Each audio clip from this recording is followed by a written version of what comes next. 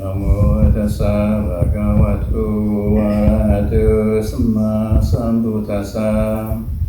Namo tassa bhagavato arahato samma sambuddhassa. Namo tassa bhagavato arahato samma sambuddhassa. Buddhaṃ Dhammāṃ Saṅghāṃ Namasāmi.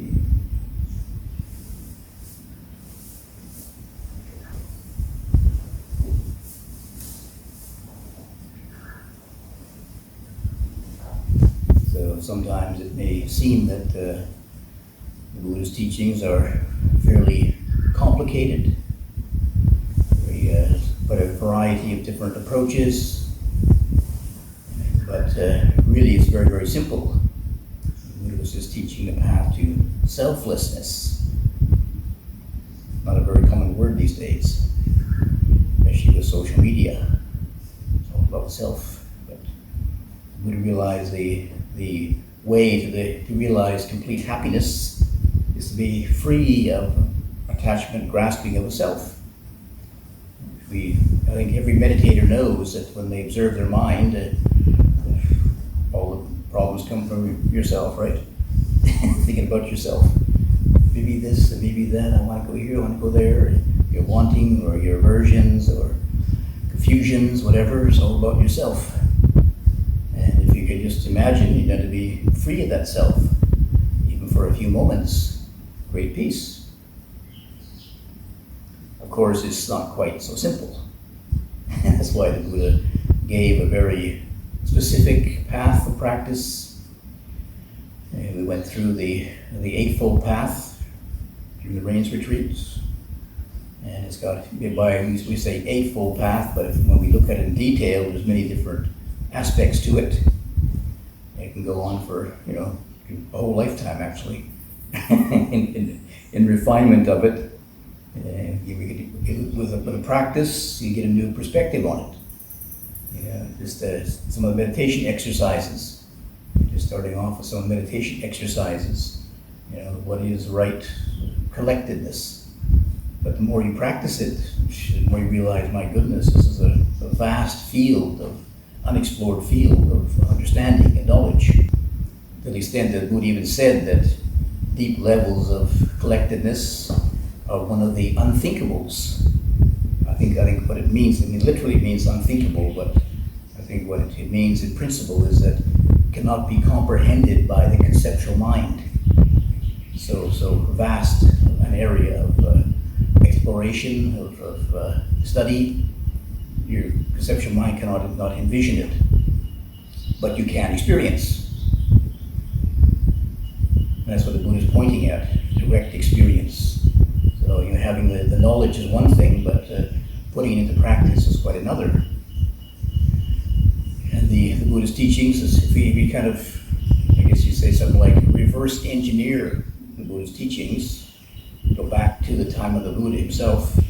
And the Buddha, through his own spiritual practices, he discovered this path to selflessness, being free of self.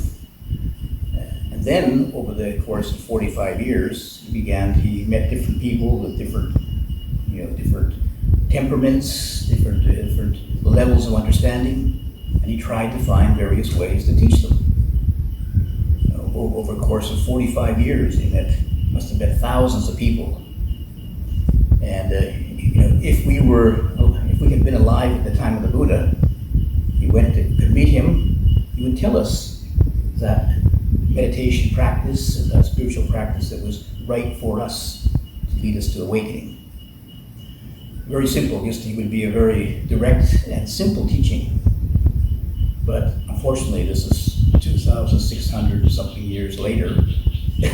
We missed our chance. The Buddha's passed on by now, long gone. So now it's for us, we have to look around the variety of teachings he gave. Sometimes, like in one of the not a scripture, but a commentary written 1,000 years after the Buddha passed away, the scholars they delineated people into 6 different temperaments of people. See? Trying to make it simple. It became more complicated actually, but trying to simplify it. So if you know what your temperament is, then you can choose certain kind of meditation practices. I mean, it's very, very simple, right? We know basic ones like if you're an anger temperamented person, then you practice, a practice of friendliness, metta bhavana. If you're a greed type of person, you practice the contemplations on the unbeautiful aspects of the body.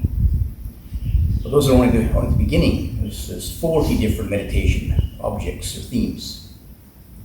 So, I read this commentarial book when I was in Thailand because I didn't have a teacher at the very beginning. So I used the book as a teacher. So I thought, that's very simple.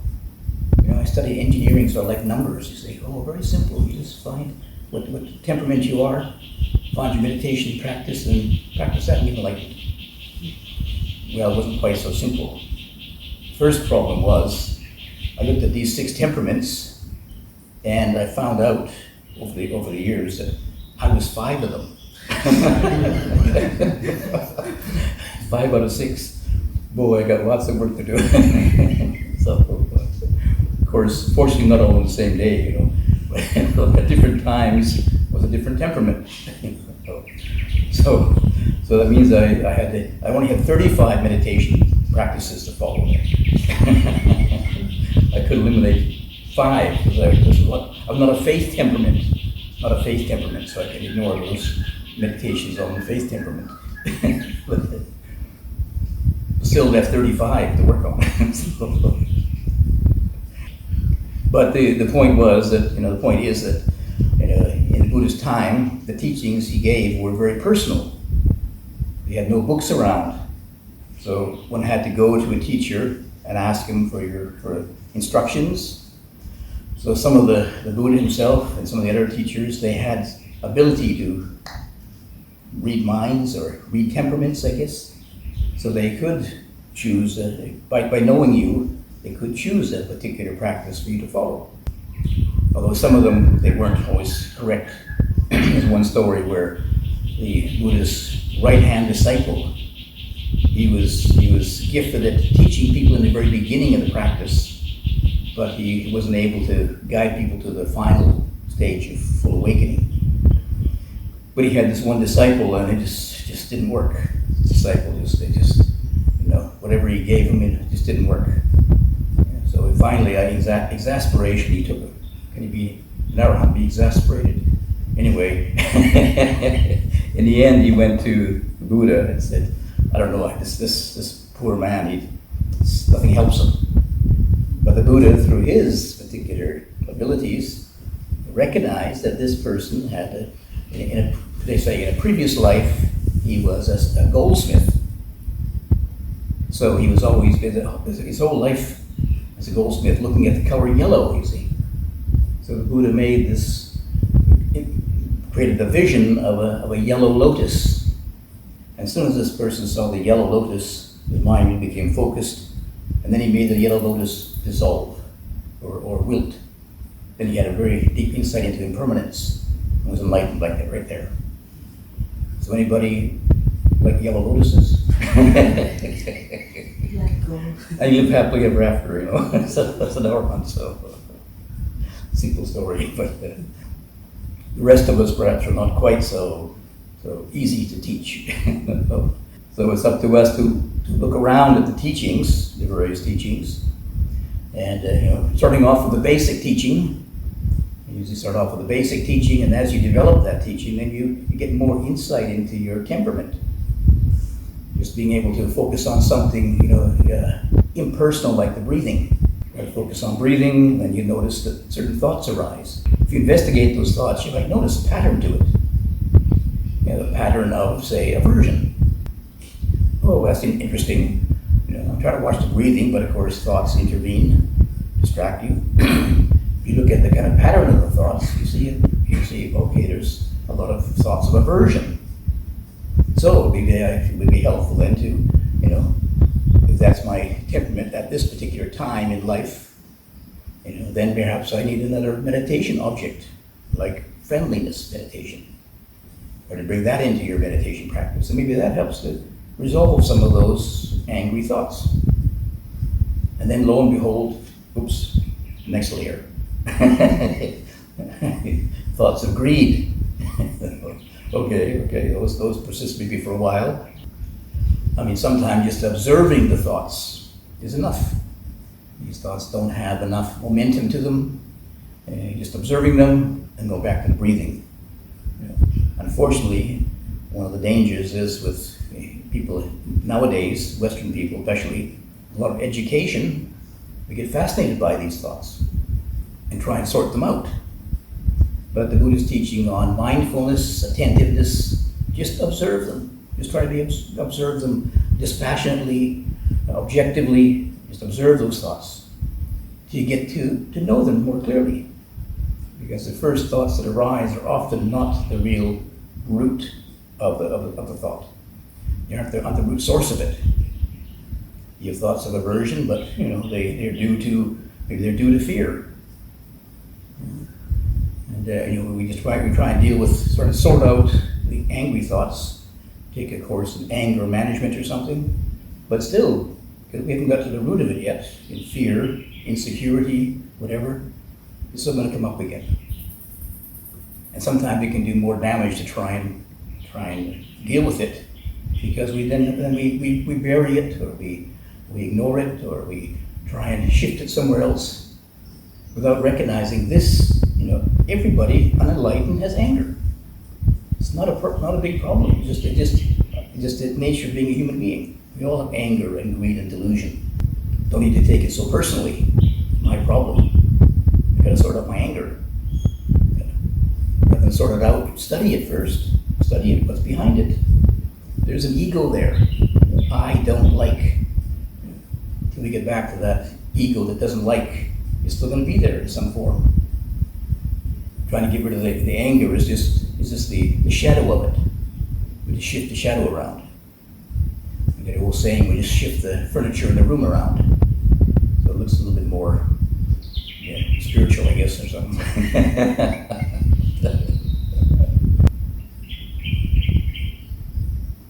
But the Buddha, through his 45 years of teaching, he gave a whole range of different practices for different people.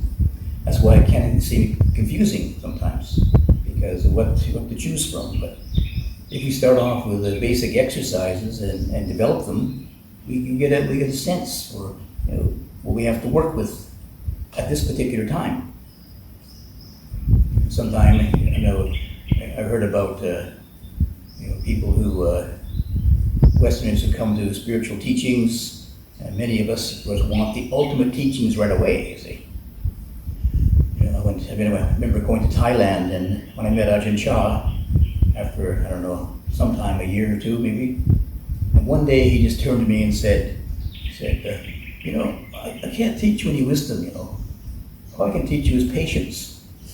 And my heart just dropped. Patience. I came all this way from Canada, and all you can teach me is patience. Could have got that at home, I came for your wisdom, He's the great wise master. I came all the way to see him, to get his wisdom, but he can't teach me that. So at first I was very disappointed. Just patience, so what big deal? It's not really a big sell, patience. And it took me a while to contemplate, because many times the things he said, their initial meaning had much deeper essence to it when I contemplated. And what he was really saying is that he can say these wise things coming from his understanding, his insight, and we can just imitate them. But unless you have the patience to develop the practice, stay there, develop the practice, then you won't get that insight yourself. You won't see it yourself. It won't be your own wisdom. You'll just be borrowing his wisdom. So it was a disappointment in a way, but also it was quite a profound insight to realize that yes, we can do the work ourselves. Buddha points out the way for us, gives us all kinds of hints, all kinds of guidance, all kinds of suggestions, all kinds of support, but we have to do the work ourselves. He shows us the Eightfold Path. We get to walk that path ourselves. And it'd be much easier just to sit there and say, oh yes, Buddha, please enlighten me. Pray to the Buddha. People pray to the Buddha to enlighten them like themselves. And sorry, it doesn't work that way. You can pray all you want, but you still got to do the work.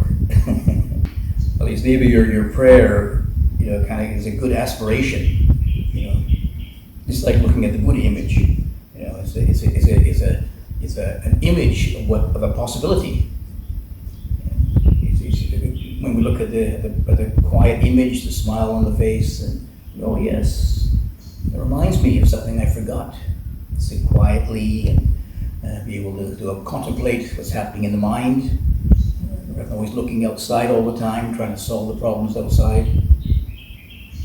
The suffering comes from inside, not out there. But most of us blame the problem outside, right? It's not me, it's the weather, it's the government, it's whatever, it's everything. It's not me, I'm perfect. And then, you wake up in the morning and no government there, weather's nice, you're still miserable. Oops. So finally it comes home to you. You gotta work here, you gotta work on your own mind. I was just contemplating the other day about how the difference between we can say a worldly attitude and a spiritual one is that the worldly attitude is looking outside for happiness and change the world out there to make them happy. The spiritual approach is look inside. You got to find out how to change the world inside your own mind to find happiness. When you can do that, that happiness never goes away. You found the way to that great treasure of happiness in your own heart. The world outside changes. You try as much as you can to, vote for the right government and build the right buildings and all that, and they're going to fall down. Government changes. Very little control over the outside world. What you can control is your own mind, eventually. Initially not. But you work at it. And the Buddha has given us these tools to use. Huge variety of tools. I mean, we talk about the Eightfold Path and the factors of awakening and how to work with the hindrances, and there's a lot of different things there the Buddha gave us. If they're tools to use, we say they're skillful means. We need to apply them. It's like our workshop is full of tools, but unless you use them, you can't build anything. And important to just take, step at a time. Start off with the basic practices, and then when you notice there is some kind of persisting tendency, like if you notice there is, for example, persisting anger, sometimes the anger just arises and it's not really, doesn't really have a lot of weight to it, doesn't have a deep root to it. The weather's hot, so you feel irritable. Okay, weather changes and it's gone. But you may notice, if there over time maybe there is a persistence of aversion, always being critical and disliking things and being irritable and blaming other people, and there's a pattern there. Oh yes, so maybe it requires a little bit more work on that, especially to study it. Where's it really coming from? Maybe we live in a peaceful country, and most of us are well fed and and got clothes and all this, but people are still angry. Why is that? Where does that come from? In fact, I noticed that sometimes people in the poorer countries were more happy. Yeah. Usually maybe because in our comfortable society, we expect things outside to make us happy. And of course, we're constantly disappointed. Or if you don't have anything, you got to find your own happiness inside. You got to work on it yourself, with not looking outside for supports for your happiness.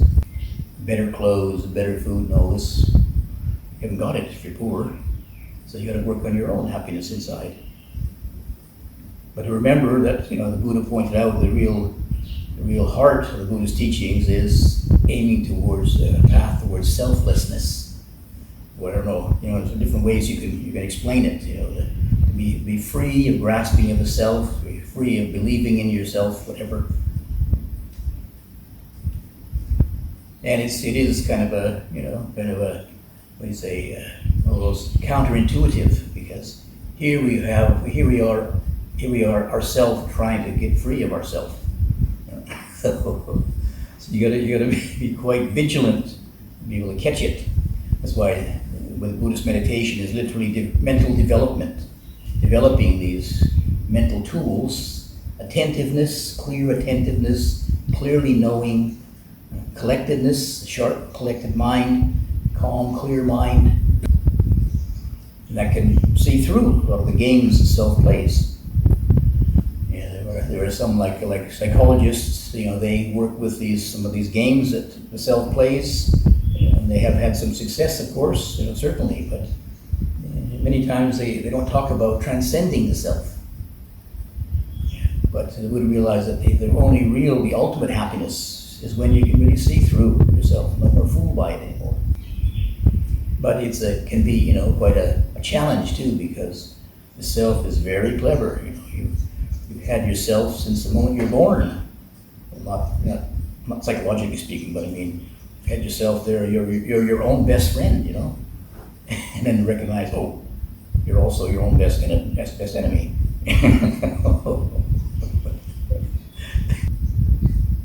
But developing the Buddhist practices, it gives us all these tools to use, and we begin to see through it. So,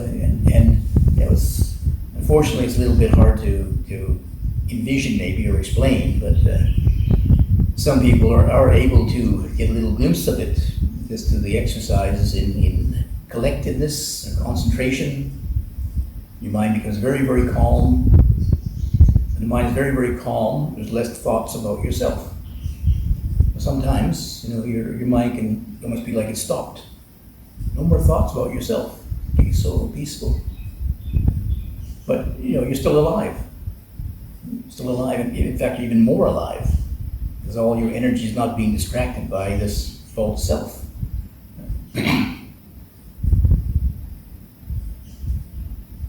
One time, I mentioned it before, but when I was in Thailand in early days, I didn't know too much about wisdom or insight. I went to Thailand just to learn meditation practice, and I thought it was just focusing attention. So very, very diligent to keep hours and hours a day just focusing on breathing and breathing and breathing. And one day this man came to visit, and I heard him walking down the track, and then I heard a knock on the door, and this man walked in, and I was sitting on the floor meditating, and he didn't see me there at first. He looked around, and then he came walking over to me and he said, "Hello, I'm Joe Smith." I looked up and said, I couldn't remember who I was. I'm just breathing. I didn't realize at the time that I was just breathing, no more thoughts, no thoughts of self at that time. But it really was a shock. He was Joe Smith and I was breathing. And I had to stop and think, who am I anyway? Let's be normal now. Let's see. Then I remembered my name, and then my history. Oh my gosh! Really, and then all the problems came up.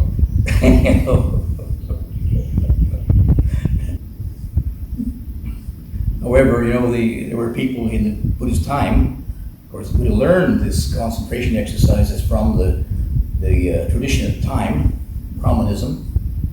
But the Buddha realized that this is only temporary experience. You can temporarily forget yourself, but unless you've seen the real uncertainty, the lack of deep foundation of it, it's not permanent, then it'll still come back again. For moments you can collect your attention on your breathing, just forget yourself, but then as soon as you come back to yourself again, the problems are there. So Buddha said this was not the way to full awakening, to Nibbana, just a temporary abiding in peace.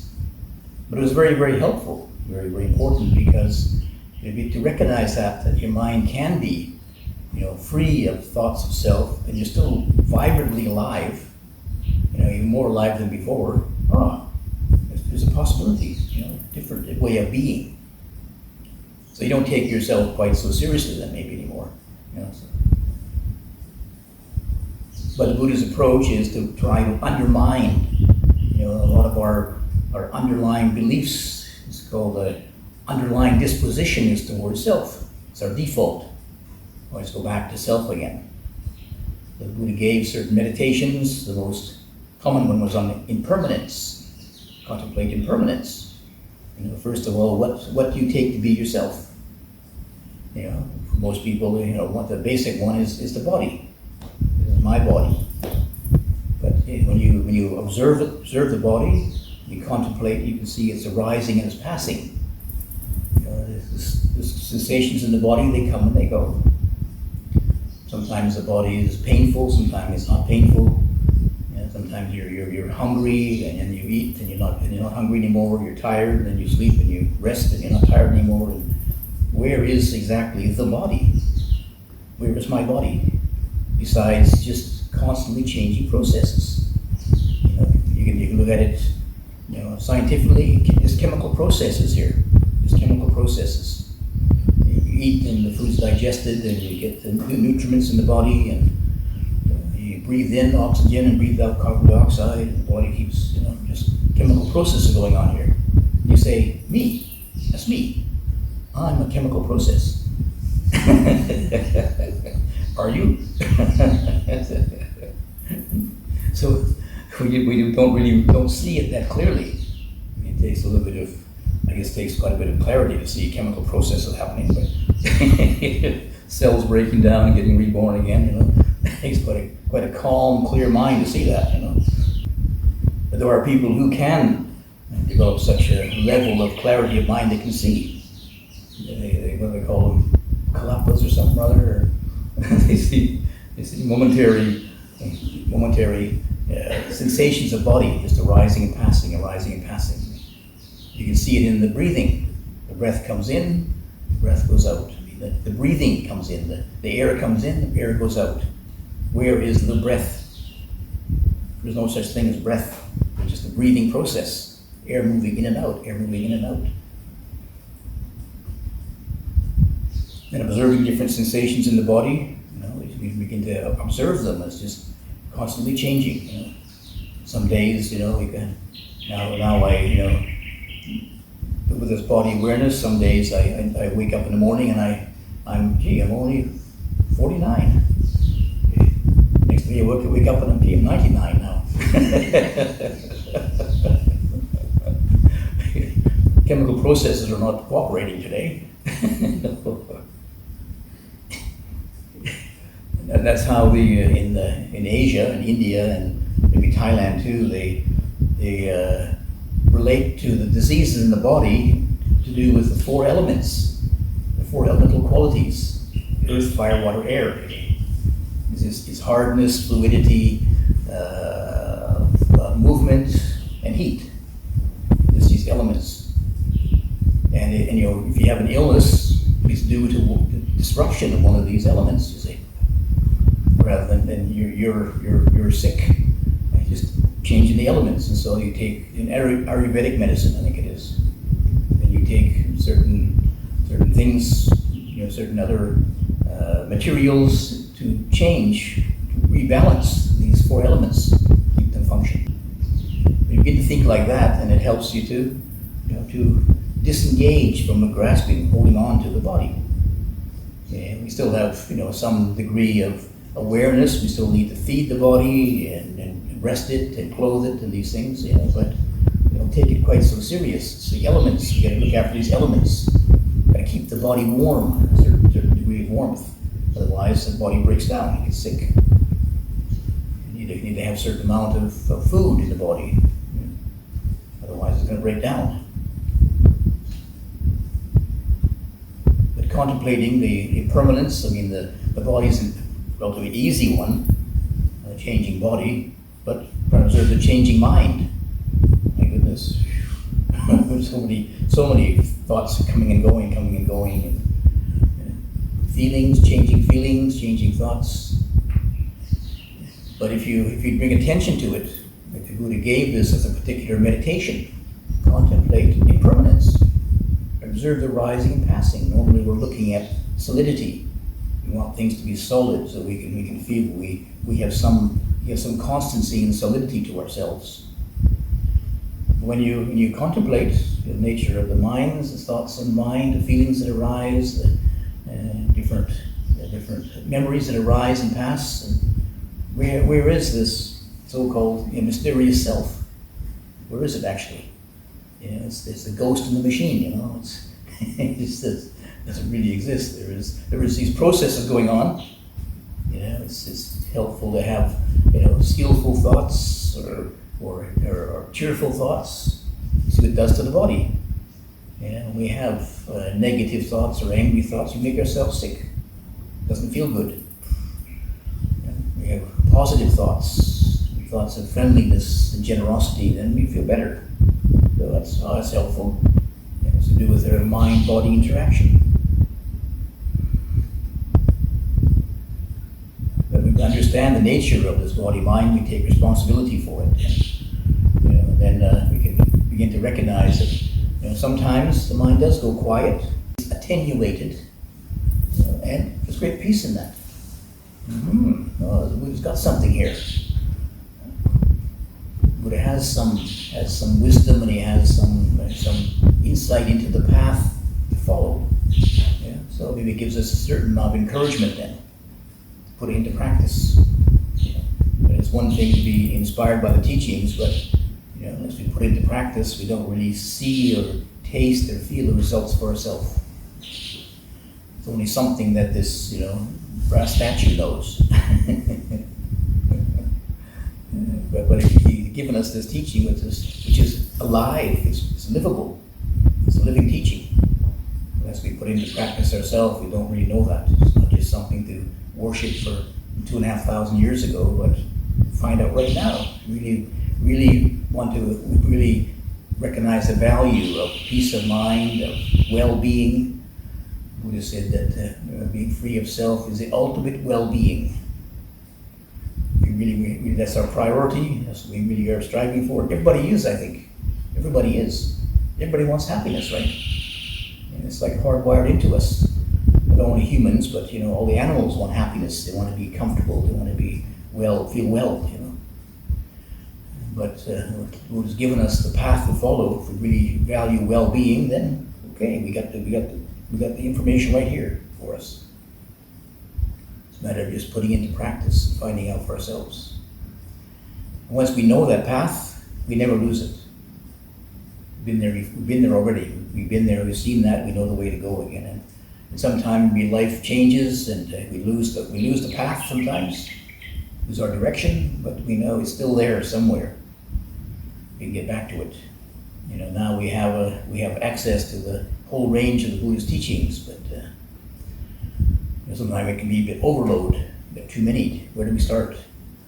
We just start off with the basics, step from there, step by step, and add on as we find it useful, as appropriate. If we try and take on too much, try and follow like trying to follow the ultimate teachings, we aren't ready for it yet. The Eightfold Path was set out to kind of in stages, get your view right, and then try to get your aspiration correct, and then put it into your life, living a skillful life to support your spiritual practice. And if somebody, there was one time I was in Switzerland, there was somebody came to the monastery, and it was one of our meditation weekends, and this person, Thai person, was going to offer the food, bring the food to all the meditators. So she came and brought all the food there, and then after 1 o'clock we're going to go up and meditate in the meditation hall up above. So as I was leaving, go up the stairs, I saw her, and I said, "Oh, you're coming up to meditate with us?" She said, "Oh, no, I don't meditate. I just feed the meditators," she said. And she burst into this wonderful smile, feeding meditators, and they're so happy and joyful. And went up the stairs to the meditation hall, and it's very unfortunate. She comes all this way, practicing generosity, living in a quiet place, and isn't going to meditate with us.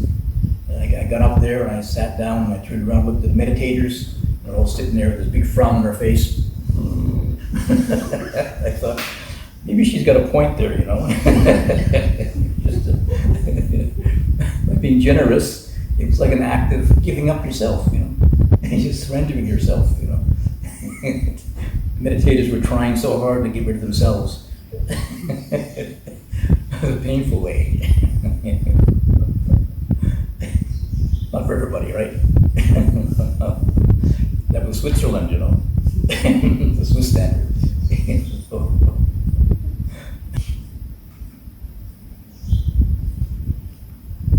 But even though, you know, we take up the basic practices, and you know, sometimes it's, you know, we are overcome by confusion or doubt or sleepiness or whatever, and you know, and we think, oh my goodness, I'm a long way from the Buddha. Yeah. But I mean, you're already, as long as you're aware of that, you notice, and we have to in a way confront our limitations. Yeah, so we be able to recognize them rather than just sit there and think, I'm going to be a Buddha, you know, crash. The Buddha got there by going through his limitations, you see. He got through them with insight, with collectedness, with generosity and patience, and you know, he worked his way through them. So the more that we do that, even though we feel that we're not really succeeding, so to speak, but we can still transform it into learning, to wisdom, and recognizing, okay, yes, I have, I have these wandering thoughts. It's important to know that. Everybody has wandering thoughts. Most people don't even realize it. They just follow their wandering thoughts all over the place. I think that's normal, but that's in Buddhism, that's abnormal. Being able to settle on your breathing is normal. I mean, some degree of control over your mind. You say it's your mind, but do you control it? We can work on it, and the control is more through wisdom, through understanding it, and through willpower, trying to force it to be quiet, but to understand, and gradually, you know, working through all these. Okay, you know, why am I thinking about the future? The future hasn't come yet. Wasting my time. Why am I going through the past again? The past is already finished. Wasting your time. Be in the present moment. That's where life is, in the present moment. Right now, here now. So when you see the way the mind works, you can learn to work on it more skillfully, until it becomes our way of being then. And gradually begin to recognize how well-being begins to slowly gather momentum in our life. And just in very, very simple ways, but you know, it's really grounded in our lifestyle, in our wisdom and understanding then. It's not just some fleeting event that happens once in a while, but it becomes grounded in our life.